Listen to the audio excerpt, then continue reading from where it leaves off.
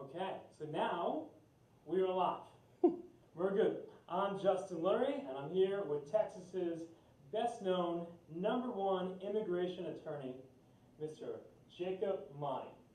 Thank you for being here, and most of all, he is the author of a brand new book. This is his fourth book. Third book. Third book. It is his third book. It's called The Sons of Wetbacks. But let me give you a quick background. Let's talk about Jacob Monty. He was, let's start with, he's, as I said, one of Texas's top immigration attorneys. He's one of America's top immigration attorneys. He's been on numerous governor's gubernatorial appointment boards. He even served with some presidents, George W. Bush, and most recently he was on Trump's National Immigration Advisory Council until he departed. But we can talk about that in a little more detail too, because immigration is, I would say, the topic du jour. It is one of the top things that people talk about all over America. It is, Justin, and it was in the news today. It'll likely be in the news tomorrow. And in some ways, the issue has gotten more polarized. We hear language being used that you typically don't hear, but it brings out, I think, the worst in us, at least here lately. So we have a huge problem. We need more workers. Our unemployment rate is at a 20-year low.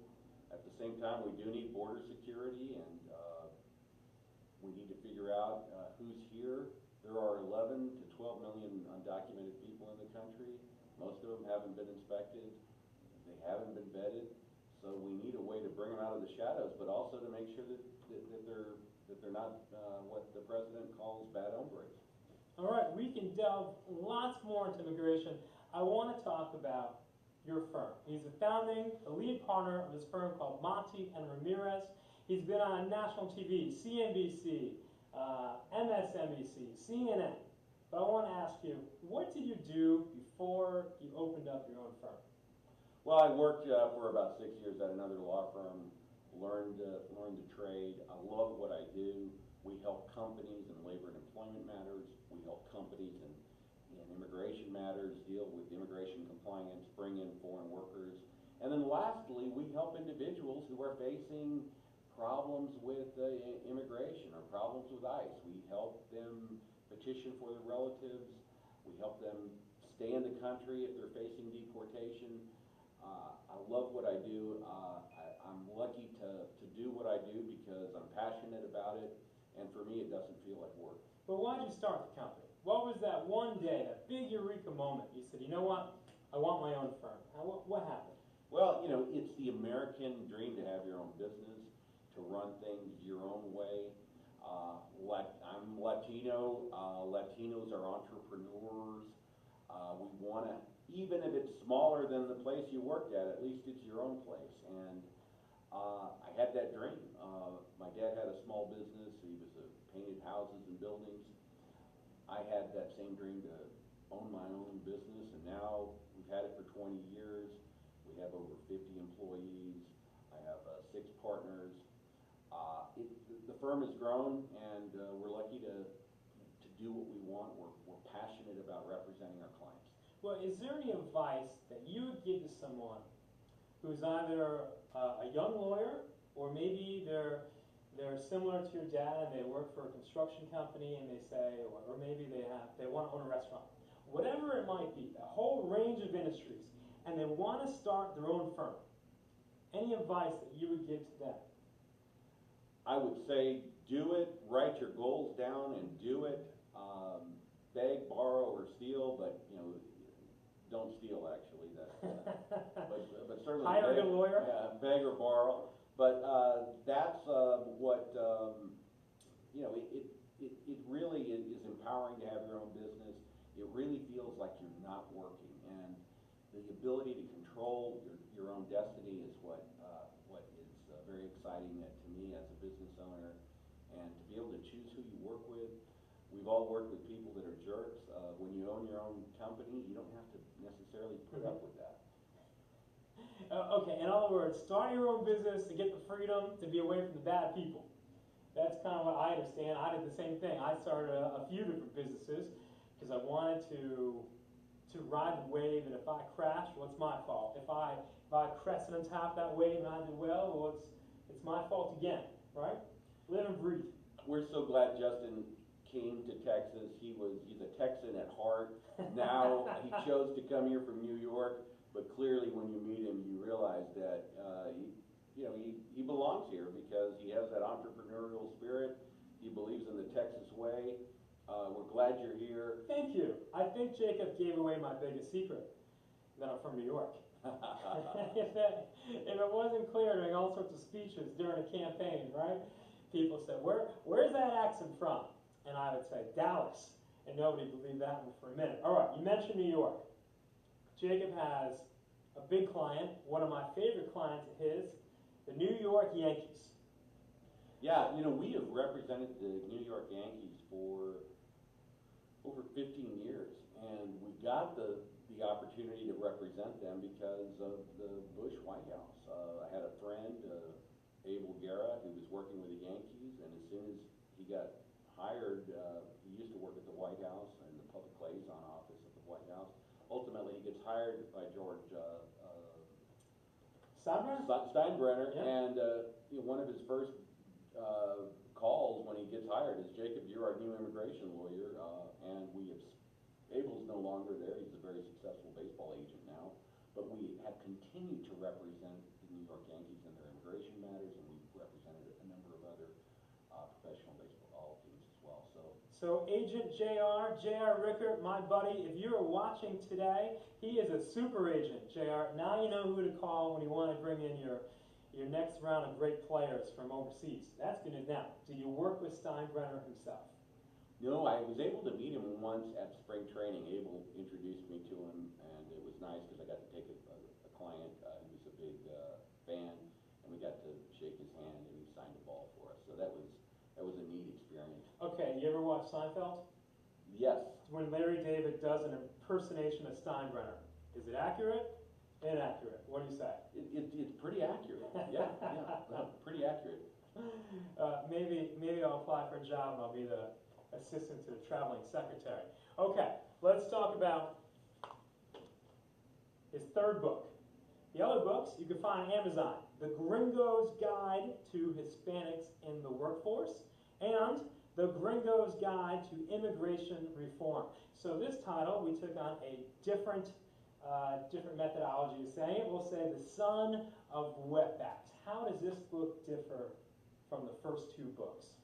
This book the other two books were really written explicitly for the business owner. This book is different. This is a book written really to the diehard conservative voter, the Trump voter, and it's an appeal to him and to her to get him to understand that we have to reform our immigration system. We need more workers than the U.S. has now. We need to vet the undocumented people that are here. And I use the inflammatory word of wetback because it certainly is offensive, but it's far less offensive than the words we hear frequently on Fox News, which I like Fox News on every other topic, but when they start bashing immigrants, I have to turn it away. But we hear them use illegal, and when they use the term illegal this or illegal that, first off, illegal is an adjective, not a noun, and it implies that they killed somebody or that they murdered somebody or that they raped somebody, and we know that the vast majority of the undocumented people, they may have crossed the border without inspection. That's a misdemeanor, but they are not hardened criminals. And we have to change the language, I believe, because sometimes language gets weaponized and we create this false impression.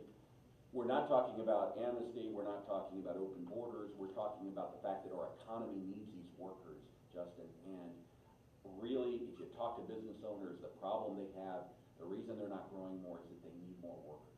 So this is an appeal to the Trump voter to recognize the benefits of immigration, not from a heart strain, it's the right thing to do, but from a purely economic point of view. Although the situation we're seeing at the border with the separation of kids is certainly tugging at some heartstrings. And I'm very proud that there's a number of Republicans out there saying that they're that they want this policy to change, because oftentimes the media loves to bash Republicans. They love to make us out to be cold-hearted bastards, and we're not. We have hearts. We want to make the situation better. I am hopeful that maybe we can get a solution to that policy of separating kids at the border, because it really is heart-wrenching to see and to hear the cries of the children. And yes, at the same time, we need border security, but there has to be a better way in 2018 to deal with that problem. Okay, you mentioned Trump. We're now talking immigration with an immigration attorney, someone who's nationally recognized for his views, for his wisdom, for his experience. Let's talk about Trump's Immigration Advisory Council. Did I call it the right name? Well, yes, it was actually called the Hispanic Advisory Council. I was close. I was there for about a month. I did not support Trump. I was a Jeb Bush person, proud. I'm a Republican because of the Bush family. I'm a proud Bush person, but when he didn't gain traction, I went to Marco Rubio, who I liked a lot. Of course, he didn't do very well.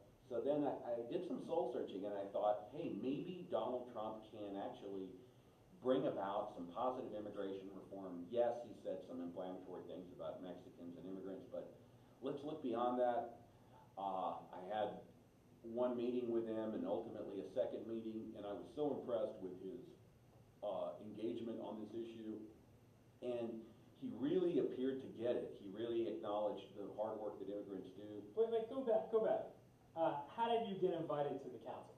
Well, I wrote an op-ed piece called The Latino Case for Trump, where I made the argument that... Where was it published? It was published in, I think, ultimately published in the Houston Chronicle. It was published, I think, in the Daily Caller as well. Okay, so big time published, and you're in there. It caught somebody's attention. It caught somebody's attention, and the point I made is that, like, it took Nixon, a hardened anti-communist fighter, to open up China.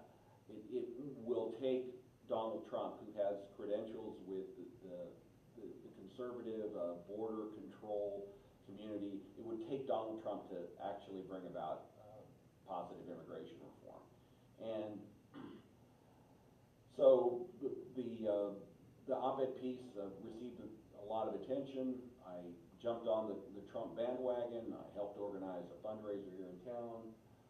I had a sit down with him at Trump Tower, and I really got the impression that the Trump campaign was actually going toward the middle on this immigration issue. They had a big rally in Austin where they talked about the merits of legalizing certain people that had long-standing ties to the U.S. And I was so excited, and it all came to a crashing end on August 31st in Phoenix, Arizona, when I heard his immigration speech. And it was entirely different from what he had told me and the other members of the council that he was going to do on immigration. And it was pure enforcement. It called for deporting dreamers. After hearing that speech, I resigned. I publicly resigned. And it was a tough thing for me because I did not want to support Hillary, and I didn't. I voted for the third-party candidate. I could not bring myself to support Donald Trump. But when he won, it surprised the hell out of me. But my philosophy on Trump is I support him when he's right, but when he's wrong, I call him out. And I think his rhetoric on immigration here lately is wrong. It's inflammatory, and it's making matters worse. And I'm not just preaching here. I'm worried about the Republican brand, Justin. We have to do better with Hispanics. I'm worried that Houston and Harris County is under attack, and just because we won in 2016 with 30% of the Hispanic vote going with the Republican candidate doesn't mean we can count on winning other races with those low Hispanic numbers. Our Hispanic numbers have to get up to the 45 and 50% numbers if we're going to be competitive in Harris County. All right, well, do we build a wall? You know, the funny thing is, build the wall. It's going to be Latinos and entrepreneurs that are going to benefit from it, so build the damn wall. I've never had a problem with the wall. I think it might be an economic waste of money because there's smart wall technology, but the president has committed to his wall. So the theoretical wall, enforcement at the border, don't allow people in, you're in favor. Whether it's drones, whether it's a wall, whether it's fencing, whatever gets the job. You're okay with that? Yeah, absolutely. The problem is the enemies of immigration reform often try to couch it in terms of you either want a draconian border or you want open borders, and there has to be a compromise. Number one, we have to let commerce come in because Mexico is a leading trading partner of Texas and the U.S. So, but yes, we do need border security. A nation without borders is not a nation. And Okay, well, with DACA, what do you do, or if you had a vote on the issue, would you put forward a DACA resolution without a wall being built in conjunction or first? look, I think the DACA Americans deserve consideration immediately. They didn't do anything wrong themselves. They were brought to this country by their parents. It's biblical. You don't punish the children for the sins of the parents. The DACA people need a resolution. You know, whether you do a standalone DACA fix, which I think the time for that has already come and gone. It's probably too late for that. It probably now needs to be part of a border wall or enforcement proposal, but we do need to fix DACA. It'll be a terrible shame on our party if any DACA Americans get deported or if they were to lose status. Also, our economy can't stand to lose the million DACA workers. Remember, we're at a 20-year low in unemployment. Our economy needs these workers. They're embedded in the economy. I have a number of DACA friends. I have a number of DACA employees. Don't hurt the economy by deporting the DACA Americans, please. So is our nation's problem that we don't have enough laws about immigration, or we don't enforce the laws we have? Which way do you think it goes? We need laws that reflect the 21st century. We need more workers. We represent a lot of ag employers, and when you're picking avocados in California, the average wage for an avocado picker ends up being about $250 to $350 a day. Americans don't want to pick avocados even at $250 So is or that $350. we're talking $20 an hour? It's more than $20 $25 an hour. an hour. It's closer to $50 an hour. $50 an hour. Yes. And what I'm saying is my kids don't want to do that. My kids don't want to milk cows. My kids don't want to work at a meat processing plant. Let's bring in some people that do. So is this like Canada, where you have a guest or temporary worker system, particularly seasonal in Canada, and that's the direction we need to go? Yeah, but we need temporary workers at the upper end of the economic ladder also, because without Indian programmers, our country's going to stop also. When I hear people like Steve Cortez, the president's advisor, talk about getting away and doing away with H-1B visas, I'm thinking, do you know anything about the economy, Steve? Because we need H-1B workers. These high-tech workers keep the economy running, so we need more H-1B workers, not less. So, I'm what you call a traditional Republican. Free trade, more immigration. Obviously, it has to be controlled, but we have to understand that our economy needs these workers. That's the biggest reason why we need immigration reform. So what is the most pressing immigration law that you would change today? Already on the books, what would it be? Look, there needs to be a better way of dealing with the people, primarily from Central America, that are coming across the border. The president made a bad decision in implementing the zero tolerance policy because it's making the matter worse. And let me just tell you, I'm not a Trump person, but let me just say, Trump has created this crisis on his own. Border crossings are still lower than they were under Obama. So he, being in office, has already brought about less illegal border crossings, but nobody's talking about that. We're talking about this self-made crisis because of his implementation of the zero tolerance policy. And again, back to the term wetback. If you cross the border without inspection, you're not a murderer, you're not a rapist, you committed a misdemeanor. And choosing to focus our resources on prosecuting these misdemeanor violations is ludicrous when there are gangbangers out there are MS-13 members out there. Mm-hmm. You and I have talked before, I do think the president deserves credit for calling out MS-13. He was the first person to do that. The president's policies on immigration sometimes have a little grain of truth to them, but he often exaggerates. But on the issue of MS-13, he deserves credit for calling those people out. And who do they prey on? They prey on the immigrant community. So he deserves credit for that. But I do wish the pro-business, the deal maker, Donald Trump, would emerge and lead us away from this child separation policy and lead us to a DACA fix. I'm hoping that the Donald Trump that I met in Trump Tower emerges and is willing to reach across the aisle and get us a deal. Let's see. The country's waiting, though. In Washington, who are the leaders right now with an immigration plan that you believe in? Who's the best or most solid voice that you see coming out of D.C.? I think Senator Lindsey Graham is a powerful voice on immigration reform. This guy's a patriot. He's a hawk, by the way. I also like Congressman Will Hurd from West Texas. This is a former CIA operative. Young guy, too. Young guy. I think he's 42. Hero. Youngest guy in an Texas. Aggie. Yep. He understands, and by the way, his district is right along the U.S.-Mexican border, so he understands the problem of the cartels, the problem of the smugglers, but yet he is also one of the persons calling for a DACA fix and calling for an end to the separation policy. So I really respect him.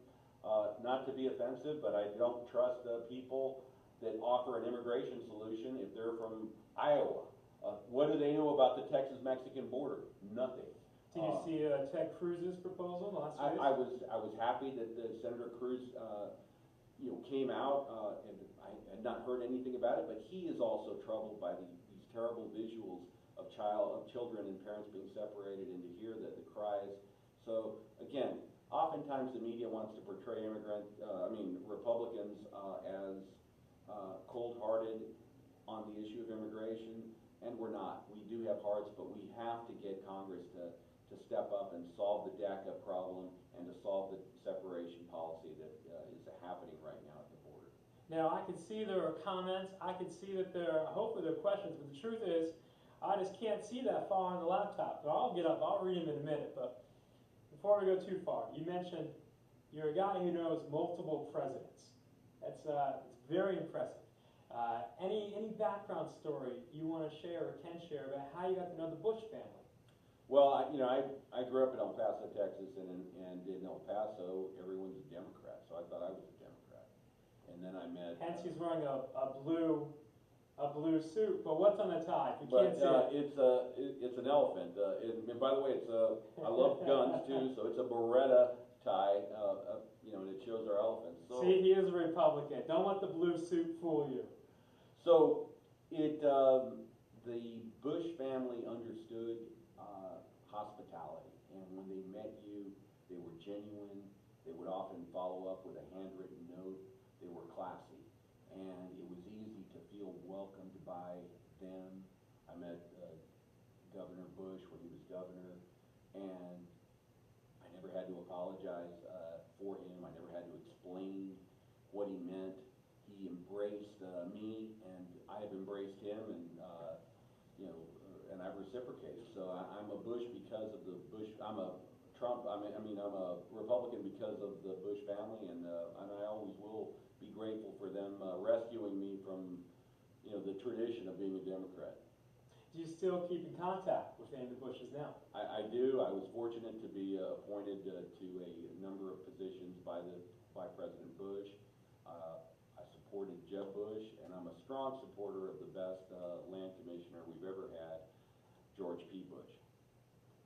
You do love the Florida connection, I will say, between Jeb and Marco Rubio, and then, of course, George P. Bush, a Florida guy. Okay. And let me just say that yeah. what got me connected to candidates is I'm a fundraiser, Justin. That's what I do in my That's hobby. why we're such great friends.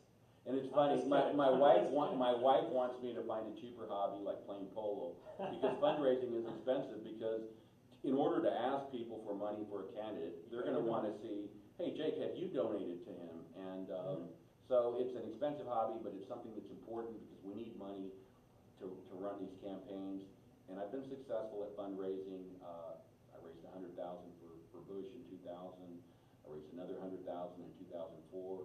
I raised over 100,000 for McCain when he ran. So that's my passion, and that's one of the reasons I'm worried about immigration and doing better with Hispanic voters, because I'm getting pushback now from some of my Anglo clients who are saying, Jacob, I'm done with you guys unless you get us an immigration fix, or the Republican Party's doomed unless you start doing better with Hispanics. So it's not only Hispanics that are telling me, it's my donor friends that are saying, Jacob, you've got to do better with Hispanics, and we do need to do better with Hispanics. And let's remember, Hispanics should be natural allies for Republicans.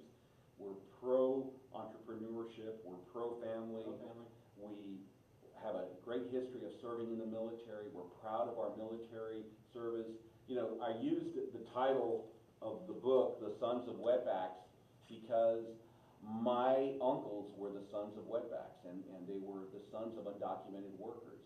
But all 5 sons served in World War II, and I'm very proud of that. And my great-grandmother had 5 stars in her window, signifying that she had 5 sons serving in World War II. And she may have been an immigrant, she may have been a wetback, if you will, but she was so proud that her sons were serving, not for Mexico, but for the USA. And that's what makes America great. And everyone has their own patriotism stories, but Hispanics are very patriotic. So I hope once we solve this immigration problem, and I know we're gonna solve it, our Hispanic numbers are gonna start going up, and Texas is gonna stay red. But do you think we have to change the brand, or is it the messaging of the Republican Party?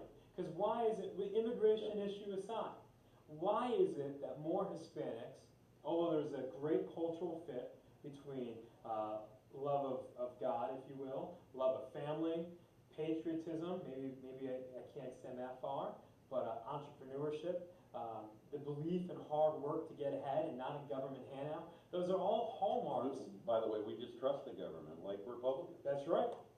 But for so many years, the Hispanics have voted such overwhelmingly Democrat.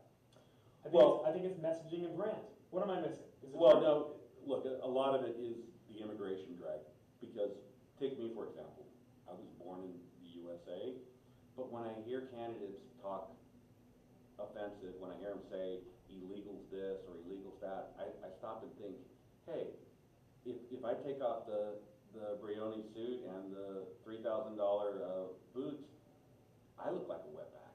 And what do they think about me? So I think, yes, Hispanics aren't just concerned about immigration, but when we hear anti-immigration phrases or references, it makes us wonder, is this the right party for me? And I'll be honest with you, Justin, I felt that way. I felt unwelcomed when I hear certain candidates use certain terms. And if I feel it, I know other people feel the same way. So, you know, I think language matters. I think a good example of someone who gets it is Governor Abbott, who, by the way, has awesome Hispanic numbers. But you don't 40%, right? Yes, in excess of 40%, 45%. But you don't hear him use the phrase illegal. He'll call them undocumented workers. He treats them with respect. He doesn't dehumanize them. A little change in language can go a long way toward helping us. So I also think we just need a better, more outreach. Sometimes we can do better just by showing up. I'm going to be working very hard to keep our Republican judges in Harris County, and I'm going to be doing some block walking, but sometimes you go into a barrio and a Republican has never been there asking for votes.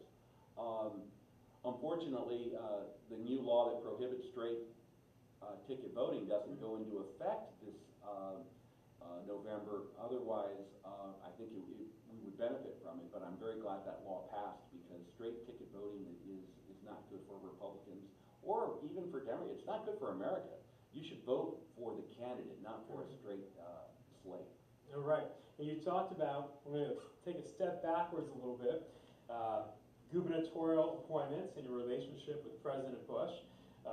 Jacob is an alumni of the University of Houston Law Center, and then, let's say he graduated to, President Bush, I believe, appointed you to the U of H Board of Regents. Now, to be appointed to your alma mater, that's got to be fantastic.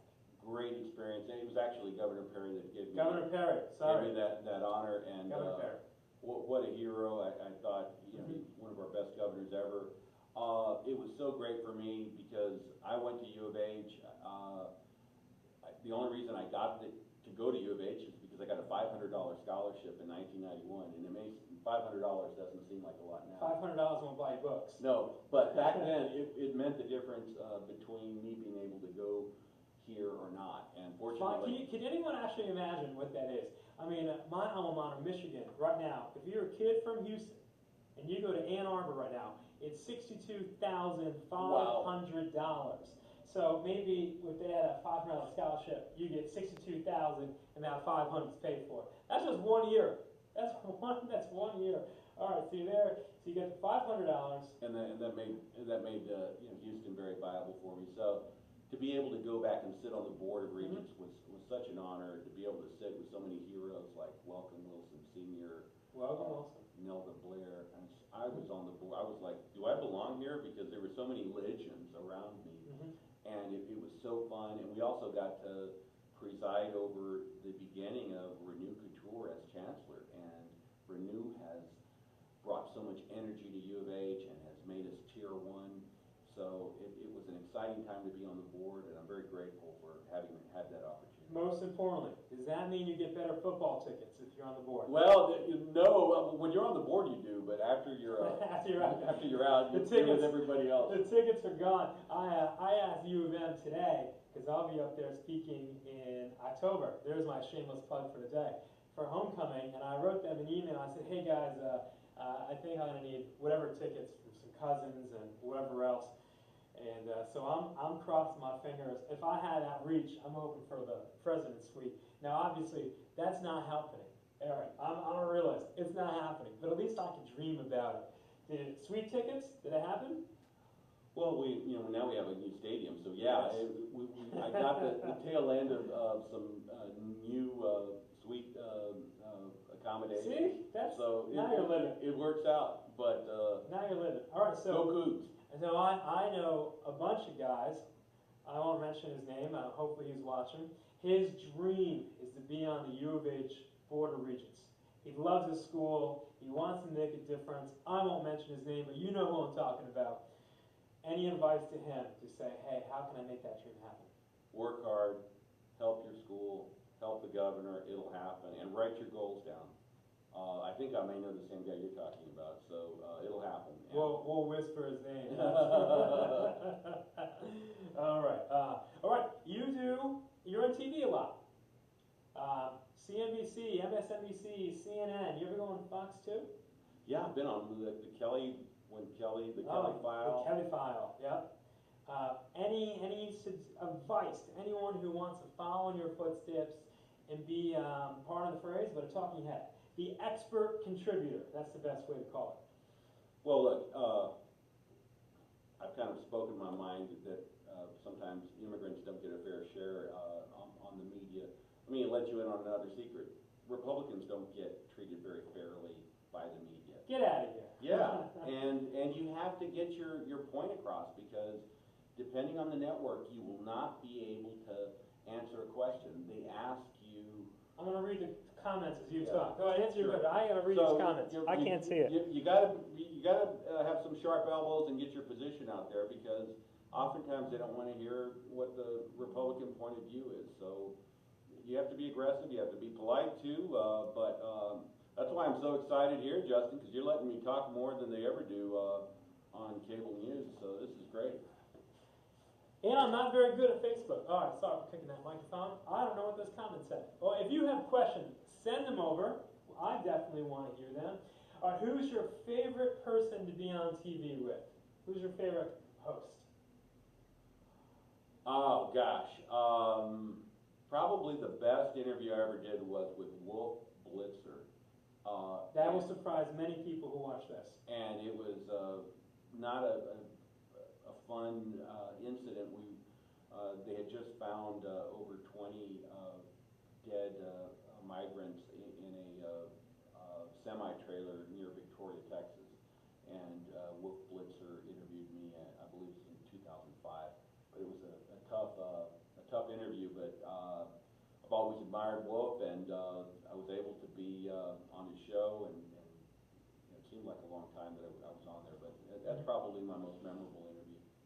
Any shows you want to be on, you haven't been on yet?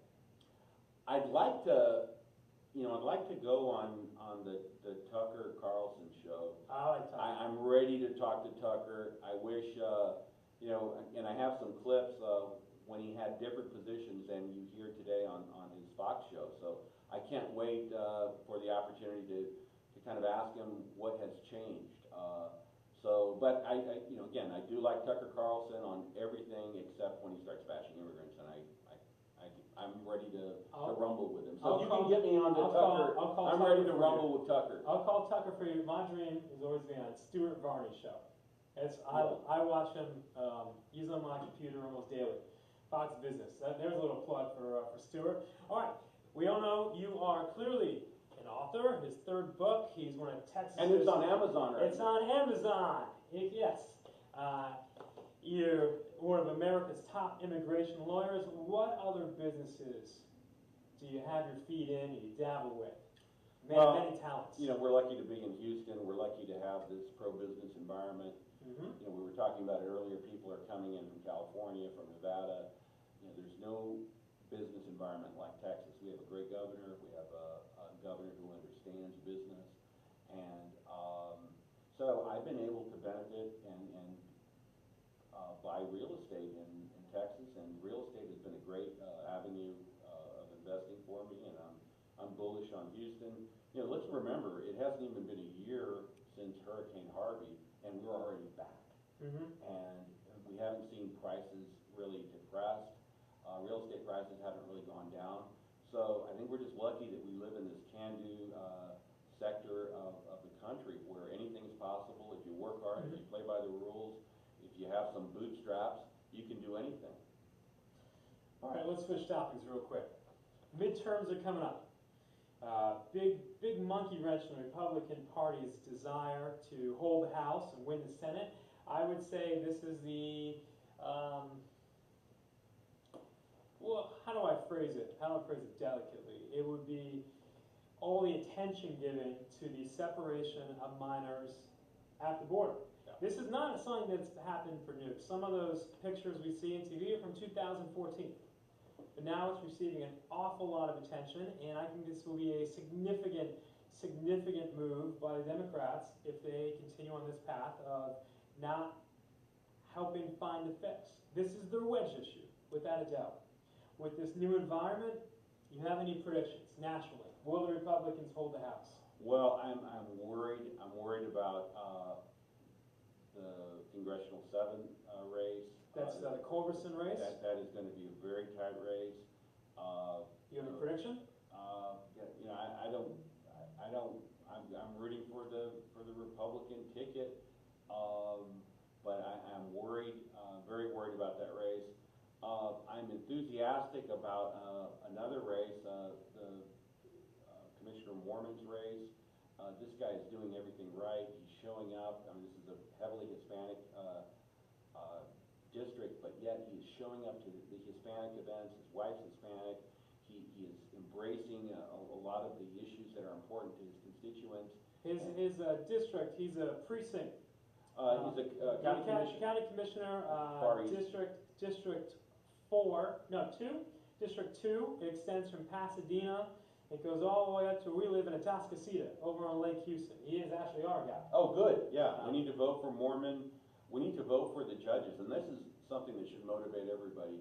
We need to protect the Republican judges that we have out there, because we need to win more of them too. It could be a real sweep. I am very worried about the fate of Harris County judges, and this is going to be a big year for Democrats.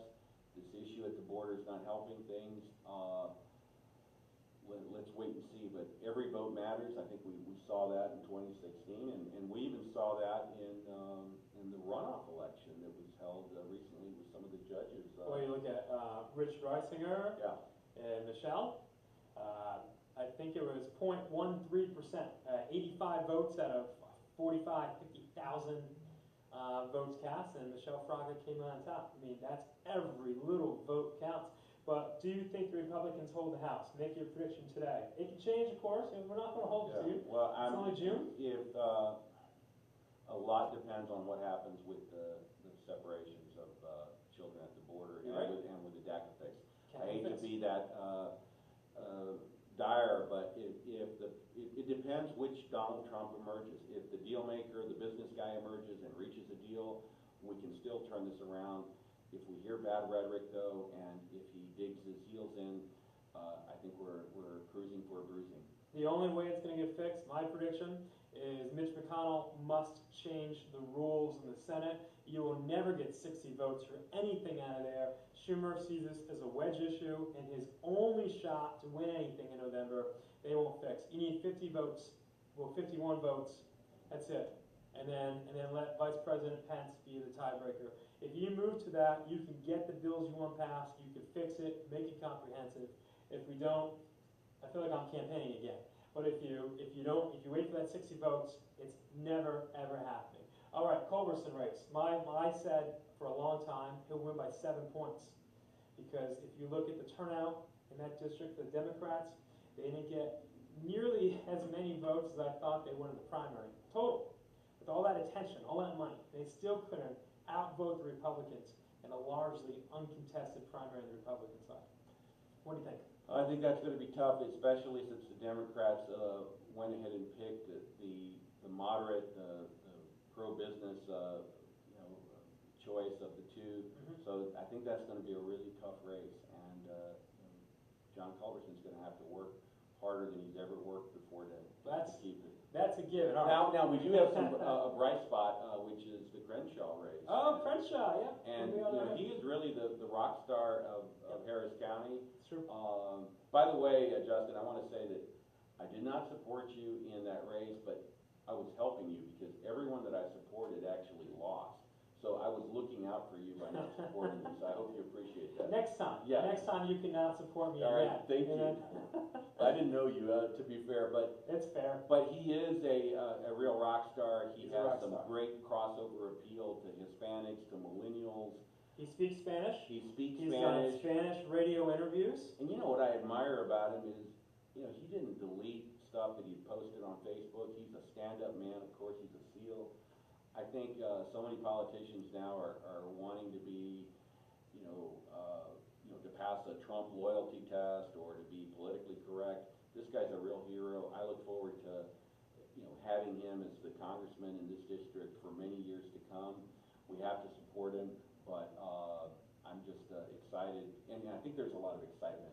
There's a lot of stuff about Dan. I'd say Dan is a celebrity, and what's bigger than a celebrity? He's a movement unto himself. All right, so we're at my son's swim meet a couple weeks ago, and if anyone's been to swim meets, there's a lot of time to kill. So we're hanging out in our tent, and it's a tent, right, on some lawn in Kingwood, and we hear a bunch of middle school kids talking in the tent next to us, and they're talking about Crenshaw. So I texted Dan, I said, congratulations, you've now entered the cultural area, you're bigger than just politics, now you're a cultural phenom. Middle school kids are talking about you. Naturally, it's at 7:30 in the morning, because that's what happens at swim meets. So Dan texted me back, somehow he's awake, he's probably out running or something. And Dan said, yeah, I was at the middle school yesterday giving a speech. And I thought, this guy is everywhere. And he said it was bigger than the Super Bowl, the way these kids were just so excited to see him. And I thought, hey, good for you, Dan. That is cool. So he's huge. Well, we need an action figure of Yes. Crenshaw, and we need him, at a lot of Republican events, because he's really the bright. I'd say two bright spots are, great Governor Abbott, who has a great zeal for campaigning and a big war chest, and Dan Crenshaw. Very big war chest. So we need them both to help us here in Harris County. Dan, you are our party's future.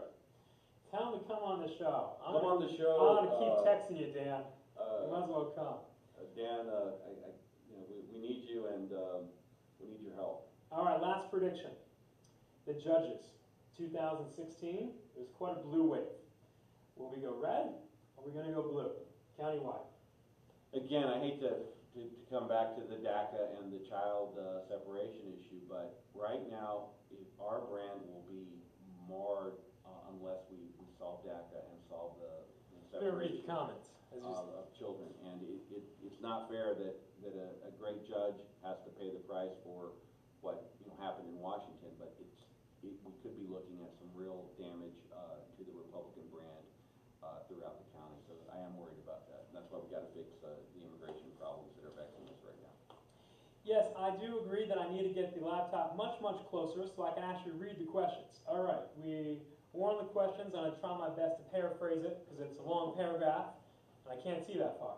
It's about the zero tolerance with Trump. Yeah. He's enforcing the laws, Yeah. not creating new ones. Yes, but this policy change happened in April. We have limited resources, so there's always a decision to be made. Do you focus on the misdemeanor violations, or do you focus on the more egregious violations, the felonies? And it would be analogous to the DA deciding to prosecute jaywalkers and traffic violations and not go after felonies. We have limited resources, so that's why this change in policy has caused so much havoc, because now our courts are backed up along the U.S.-Mexican border. Immigration courts are backed up also, so that is causing the people that have legitimate asylum claims to have a 2 and 3 year wait. So it was not a good policy idea to make that change without the resources. So I think he got ahead of himself, wanted to change things, but you have to be careful there, because it's actually made the problem worse. And what's frustrating is no one's talking about the fact that under Trump, border crossings are still at an all-time low. Again, the border is secure. By and large, it hasn't been this secure in over 20 years. So it's important to remember that. And I will say, on the immigration thing, there is some blame to go around to all parties. Everyone has let this issue fester. Even the DACA issue, it's going to require some bipartisan deal making. And Justin, you brought up the cloture vote problem. But the challenge is this is an election year, so is bipartisan even a possibility? Not going to happen. You mentioned the judges, the courts, the resources. One of the proposals out there is for 5,000 new judges, immigration judges. Trump spoke about it today when he met with the NFIB. And he said, if you want to talk about, what's the right word to use? I forgot it. But essentially he was saying, you're going to have a massive trouble of poor quality judges if you think we could possibly hire 5,000 in a reasonable amount of time. Are you concerned with that massive hiring spree? It's going to work out for the worse. Look, we have a great civil service system that is generally free of corruption. He talked about graft today. I don't know, what he was referring to, but we live in, the greatest country on earth. We do. We're not a third world country that is, has problems with corruption. So we do need more judges, But how many more? Well, how do you keep quality with the quantity? There's rigorous background checks that are done. Even if you had to fire 5,000? Well, you don't think they'll shortcut it? Are you confident? Well, I don't have any confidence in that. Right now we have we have less than 1,000 immigration judges nationwide. So maybe 5,000 is overshooting it, but we at least need to double. No, leave it on 1,000. Yeah, at least. All right. So maybe sometimes politicians they kind of overshoot it, but we do need more immigration judges, and but we'll see. I mean, but it's weird. We're talking about local issues, but yet they have a connection to the national policy, and I'm just worried that good local loyal Republicans end up paying the price for things that end up happening in Washington or don't get happened in Washington. All right, two more questions for you, and I've had a good time. I hope it's been entertaining. I hope you're having fun too. I'm enjoying it. All right, easy question for you. This is my favorite sport. The Texans. Any predictions for them? We just started football. OTAs are happening right now. Training camp is only a few weeks away. That means the season is here. What do you think? Predictions? I'm going to really piss off a lot of your viewers here. He's going to say he doesn't watch I'm football. a Cowboy fan. Oh no, I and I'm forgot sorry. that. I knew that. But only because I grew up in El Paso, and I just gosh. so and which I've kind of Forgot. infected my kids with that same problem also. So I apologize, but you know, I'm a Cowboy fan. I even sent Jake the link to watch All or Nothing. Yeah, and we talked about about the this. Cowboys, and I'm watching that show. I love All or Nothing. So now, and I forgot. thank All right, you, I'm Justin, sorry. because now I'm going to get hate mail from the Texans fans. I already get hate mail from the hard right that say I'm a rhino and that I'm not a real Republican. And then, of course, Latinos say, you're not a real Latino because you're a Republican. So now, thanks to you, I'm going to get hate mail from diehard Texans fans. So All right. thank you, Justin. All right, Texans, more people that hate me. Texans will go 12-4 and make it to the AFC Championship. Okay, That's I'll defer to you on that. That's And Cowboys are going to win the NFC, and we're excited about Hey, that. the Cowboys can. We've got a great quarterback. Yeah, there's Cowboys look good. Let's see if Sean Lee can play more than 2 games this year. All right, any plugs? Anything you want to plug? Astros are going to repeat. I'm a big Astros fan. We had a great win last night. Check out the book. On Amazon, Sons of Wetbacks, Jacob Monty. Buy the book. Anything else you want to plug? Any big court dates? Get some fans to come to? No, let's be civil out there. We need to tone down some of this rhetoric, I think, because it's not conducive to a good country. And it starts with me. Sometimes I see stuff on Facebook, and I just want to respond in kind. And we're here right now on Facebook. But people are probably responding right now. Oh, I'm sure. It's where the hate mail I get is it's from the left, from the right, but that kind of gives me some motivation that maybe I'm doing something right if I got people at the extremes mad at me. But tune it all out. All right. Go Stros. Go Stros. 2 plugs. Next episode, or maybe one in between that, were Jeremy Wallace of the Houston Chronicle. We tried to get together last week. He wrote quite a piece talking about the Democrats are very much in play for Crenshaw's district, District 2, and also for Culberson's district, number 7. Jeremy will be coming on to defend his piece, talk about the races and some other races too, and then also a good friend, Mr. John Hofmeister. He was the president of Shell Oil Company, I like John. And John is also the head of Citizens for Affordable Energy. John will come in July. We're hammering out a date when he can make it, and we'll talk oil. We will talk about how oil has lifted more people out of poverty than any other aid program that's ever existed. He's a great guy. He'll be here. Thank you for watching. Thank you, Mr. Jacob Monty, for being here. This is fun. All right. Thank you, everybody, for watching. Bye. Wow, this was cool. Oh, I like Hofmeister. I met him in the McCain campaign.